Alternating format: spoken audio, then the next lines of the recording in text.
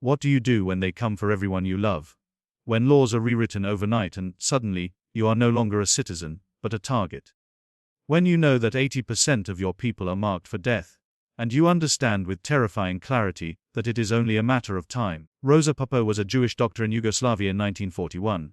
She had every reason to disappear, every reason to hide, every reason to run. Instead, she picked up a medical bag, walked into the mountains, and spent the next 4 years saving lives under conditions that would have broken most human beings.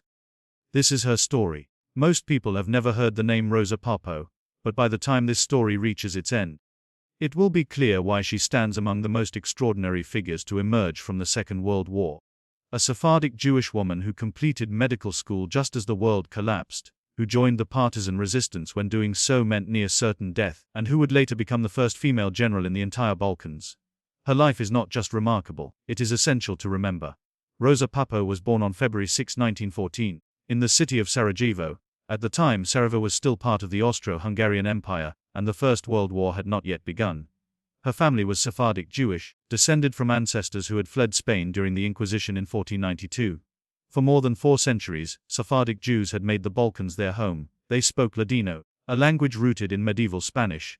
They built synagogues, established communities, and became merchants, craftsmen, doctors, and scholars across the region. Rosa's mother, Mia Jama, was the daughter of a rabbi from the small northeastern Bosnian town of Gračanica. From the very beginning, Rosa was raised in a family with deep religious roots and strong traditions. Judaism was not merely a cultural label in the Popo household. It shaped daily life, customs, values, and identity. That heritage would become both a source of resilience and a deadly mark in the years ahead. Rosa, however, was also intensely ambitious. After completing her education at a gymnasium in Sarajevo, she made a choice that was unusual for a young Jewish woman of her time. She enrolled in the Faculty of Medicine at the University of Zagreb, one of the most prestigious medical institutions in the region. Consider what that meant in the 1930s. Women in medicine were rare throughout Europe. Jewish women pursuing medical degrees were rarer still. The path was obstructed by both formal barriers and social expectations that insisted women should marry, raise families, and remain out of public life. Rosa ignored all of that. She pushed forward, determined to become a physician, determined to heal. For years she studied anatomy, physiology, pharmacology, and every discipline required to practice medicine. In 1939 she graduated with a Doctor of Medicine degree. It was the same year Nazi Germany invaded Poland and plunged the world into war. The same year the descent into catastrophe began. After graduation, Rosa returned to Bosnia and began working as a physician, first at the main hospital in Sarajevo and later in smaller postings in places such as Belihan and Olevo. She was building her career, gaining experience, treating patients. She could not have known that within 2 years everything she had worked for would be stripped away. That her hard-earned degree would become meaningless to a regime that judged her solely by her ancestry. During these years Rosa also became involved in left-wing political circles. Many educated young Jews in Yugoslavia gravitated toward socialist and communist movements that promised equality and an end to ethnic persecution. This political orientation would prove decisive when the moment came to choose between hiding and resistance. On April 6, 1941, the Axis powers invaded Yugoslavia. German, Italian, Hungarian, and Bulgarian forces attacked simultaneously from multiple directions. The assault was swift and overwhelming. The Yugoslav army, unprepared and outmatched, collapsed in just 11 days. What followed was catastrophic for the entire population and especially for Jews. The country was dismembered and divided among the occupiers. Bosnia, along with Croatia, became part of the so-called independent state of Croatia, a puppet regime controlled by the Ustaše, a fascist movement modeled on Nazi ideology and violently anti-Semitic.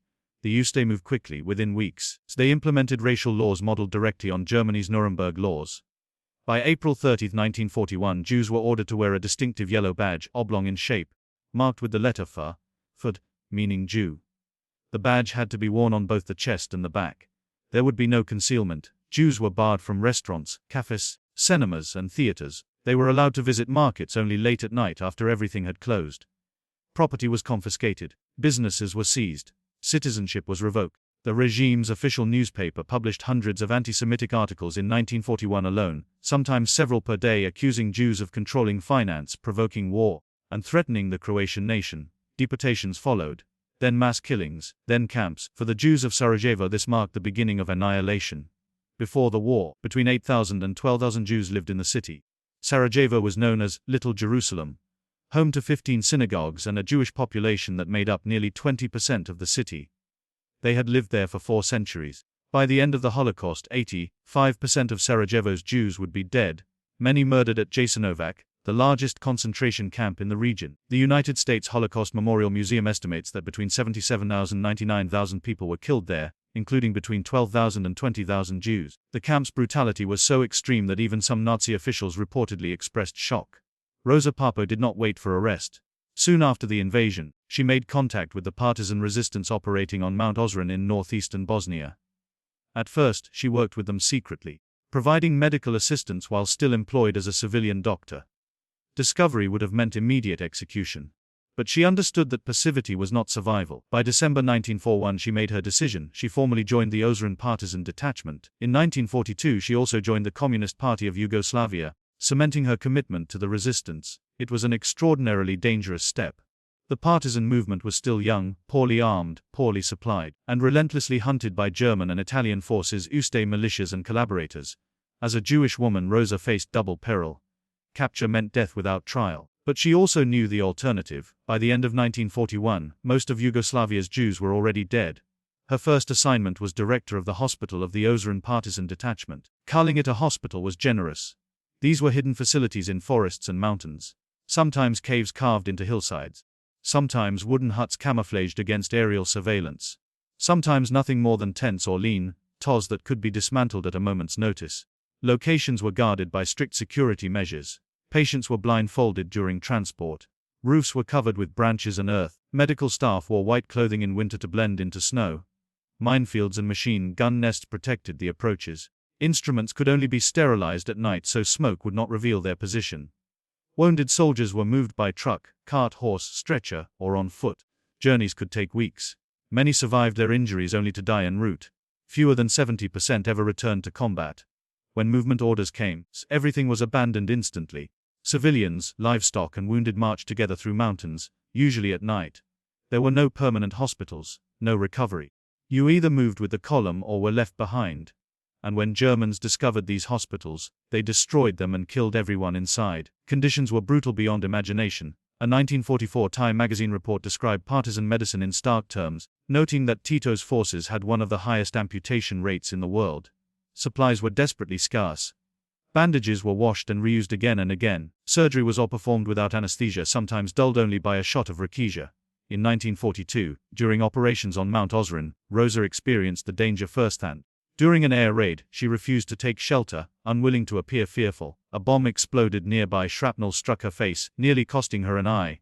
She continued working. Later, she contracted typhus, a disease that ravaged partisan ranks. In 1944, an entire offensive was halted because so many soldiers were dying from it.